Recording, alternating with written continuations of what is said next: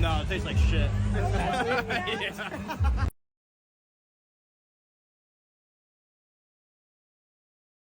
We just finished up the competition season. As you can see, we got a couple chains. Let's go through the actual placings of each show and then also what's next. So the first show of the season was the Ronnie NPC. I placed first in novice and true novice inside of men's physique and classic physique. And then in the open divisions of those two divisions, I took third place, okay? And so the judges pretty much said, you got to come in fuller. So we came in fuller. I came in 7 pounds heavier. I literally just got off stage like a couple hours ago at the Adela Classic here in Austin. And I came in third in the open and classic and then fifth in the open in men's physique. The competition was honestly pretty good, I will say that. So not exactly the outcome we wanted, but I did take away a lot of learning lessons from this. First off, I simply just have to be bigger and leaner to hang with the guys who beat me. The guys who beat me are older, they're bigger, they're leaner. I got to get bigger and leaner. And so honestly, it put a good fire under my ass because I've always been driven, but this really just kind of sent me to be like, no, you're going to get that fucking first place next time. And also, of course, we're shooting for a pro card in classic physique one day, so got a lot of work to do if I'm not even placing first in the open. To win an overall, then to win an overall at a national show, there's a lot of work that has to be done. But honestly, we are not far off. Couple pounds of lean muscle and then just simply getting leaner next time and actually knowing the correct peak this time around. The first time me and my coach, we came in a little bit lighter. This time we came in a little bit heavier. We came in 7 pounds heavier. I think a happy medium between the two is going to be like the perfect peak. But now it's time to let the body and the mind recover. I'm going to take a good long health phase, not only physically, but also mentally. So next time around, I really have the energy to give. And I want to give a quick thanks to everybody who watches and supports, and to all my clients, and to everybody around me as well. My amazing support system, my coach. You guys have been absolutely amazing. Now it's time to go get even more jacked. So next time we come around, we're more tan, jacked, handsome. And we get what we set out to do, which is get a pro card one day. And big shout out to my awesome girlfriend who helped me out a lot and dealt with a lot of my bullshit throughout this. You're amazing. And we just started dating before this, so she's the one, guys.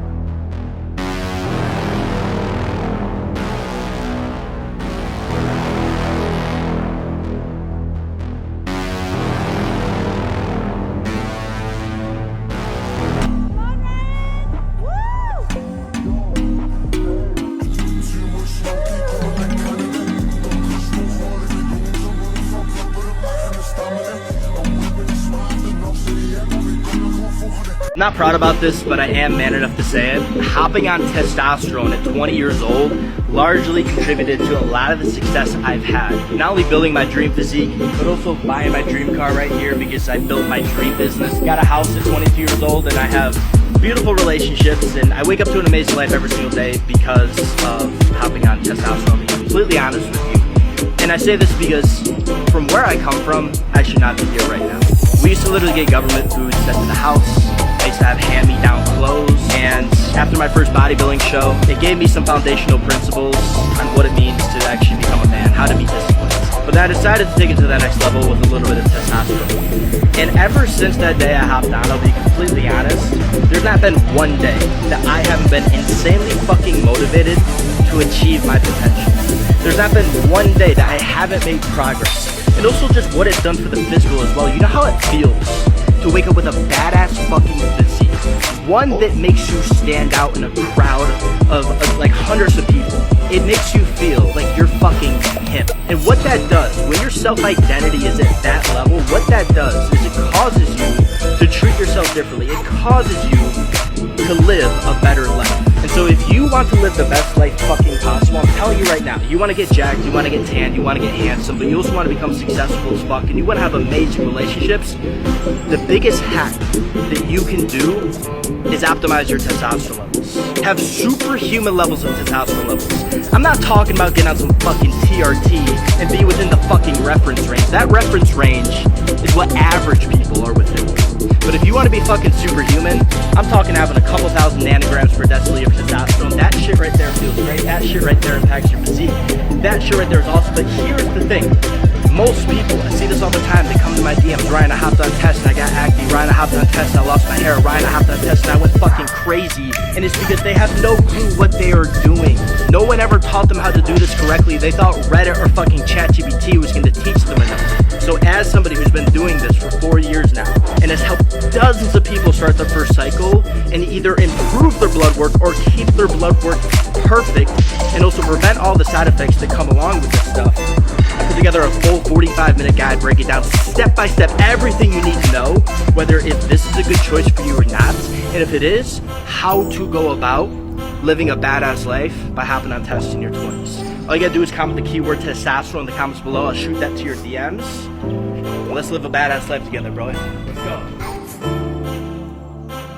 Let's do a really quick IQ test. What do you think is more impressive? Having a $100,000 sports car or being 10% body fat? If you said having a $100,000 sports car is more impressive, you are a complete dumbass, and let me tell you why. Everybody in this world has to make money, but not everybody has to eat right and train right and hold themselves to the standard they need to hold themselves to keep a good-looking physique year-round. And so when I see somebody with money or nice cars or whatever, if they don't have a physique to also match that, to me, it's embarrassing. To me, that's not impressive at all, because being in shape is a privilege. And I'm not talking a privilege for people who are like, whatever, have money and stuff like that. I'm talking a privilege for people who actually have the self-respect to do what it takes to treat this one and only body you have correctly. And here's some motivation for you. If you look at the average person who has a lot of money, do you think they have the discipline to get in amazing shape? Maybe, maybe not. A small fraction of them do. I'm sure the average rich person that you fucking know is fat as fuck, right? They got comfortable. But if you look at the average person who is in incredible shape, do you think they have the discipline to go make a lot of money? Hell fucking yeah. They can show up for themselves day after day and do the hard thing and suffer through what they have to suffer through to get in incredible shape. They're going to easily be able to succeed in their career or build that business. And I say this because I made this comment on this video a long time ago of this guy who was recently buying one of his dream cars or something, and he was making a lot of money, but he was fat. And in the comments I was like, that would be a whole lot better if you were in shape. And it got thousands of comments. So I know a lot of people agree with me on this, but I want to hear from you. What do you think is more impressive? The amount of money you make and the materialistic stuff you have, a $100,000 sports car, or being in incredible shape? Not afraid to admit this, but I'm scared as shit of being average. So scared of being average that I decided to start sticking needles in my ass when I was 20 years old. It's called steroids. But I had to accept that if I don't want to be average, if I don't want to have an average physique, an average life, an average car, an average wife, then I need to be willing to do things that most people are not willing to do to become exceptional, to get an exceptional outcome. And most people don't want to actually face that challenge in life. A lot of people would love to talk the talk and watch the watch. But when it comes time to take the action, not many people are actually willing to swallow that pill and do what they got to do to get the outcomes that they want to get. And I always say this, with everything you want in life, with every gift that you want in life, God also gives you another gift. And that is the struggle of achieving that. But that struggle is the true gift in achieving the outcome that you want. It's going through what you have to go through to become that person worthy of that material outcome for whatever it may be for you. Because that right there is what builds your character. And when people go to your funeral one day, they're not going to talk about all the cool cars you had or how many six-packs you had or etc. They're going to talk about your character. And so it's go fucking after what you want in life, but always remember that the challenges that come along the way, the failures, all that bullshit, the embarrassment that comes along with all of the shit that you're going to go through, that's the true gift in it all. Because that is what will really build you into the ultimate version of yourself. Happy peak week to the client, Mara right here. We are 2 days out tomorrow. We're starting the carb up. Saturday, show day. And here at Team Handsome PR, we also have a division called Team Handsome PR Cuts. We're giving our boy a nice full body shave. He already got the front, a little bit of the legs. Looks like he missed a couple spots. I'll make it. I'm doing the checkups, man. I gotta make sure the client comes in absolutely perfect. You know we go the extra mile over here. Coming around the Phillips, Norelco, One Blade. If you guys have one of these, you already fucking know. Shit's a beast. Coming through and making sure he's all shaved up for tomorrow so we can get tan, jacked, and handsome. Going down tomorrow. But the carb up's gonna be insane. About to fit 700, 900 grams of carbs up in that bad boy. Fill them all out, drain all that water. Pump it up with some motherfucking halo testing. It's gonna be sick. Let's go, baby. Yeah.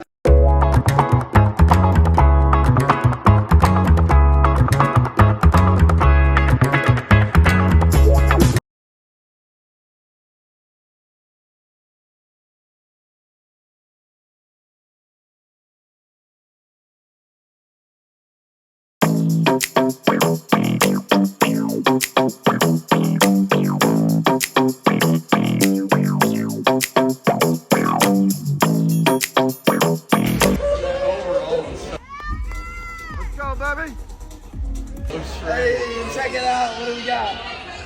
Number 1 class B, baby. It's all to you. Let's go, dude. Eric just took first place in his class. He took second in the overall, but we're gonna come back at NPC Missouri, take that overall all fucking day. Get a little leanness off that shit. The bro fucking bogged up there.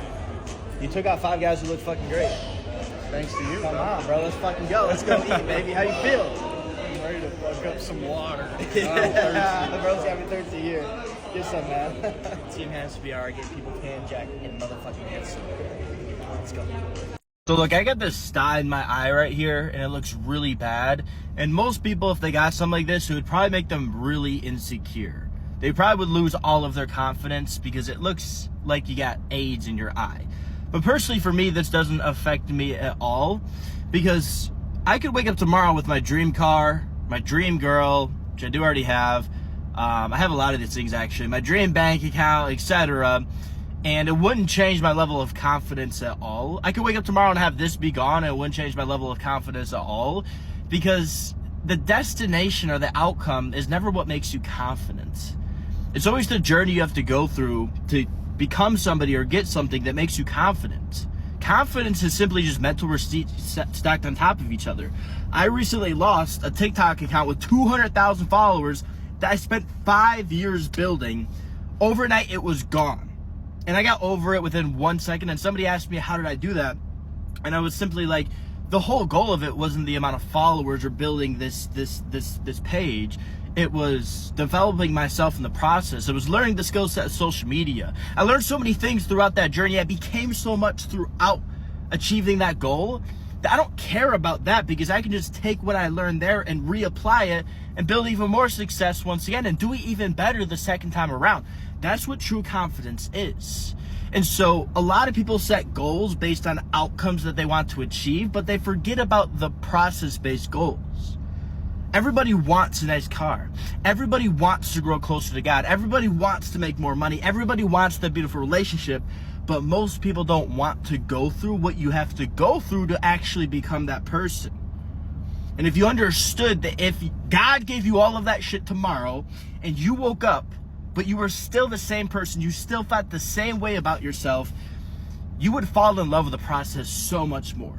You would actually push through that struggle versus tapping out and deciding to go the comfortable route. You would decide to do the hard thing instead of continuing to put off your problems. Oh, I'll start the diet tomorrow. Oh, I'll start that business next month. Oh, I'll do it when there's a better time. Before you fucking know it, your life's gonna be gone.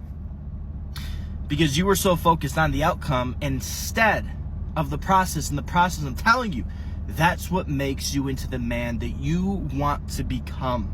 Life may suck at times. That's exactly when you are growing.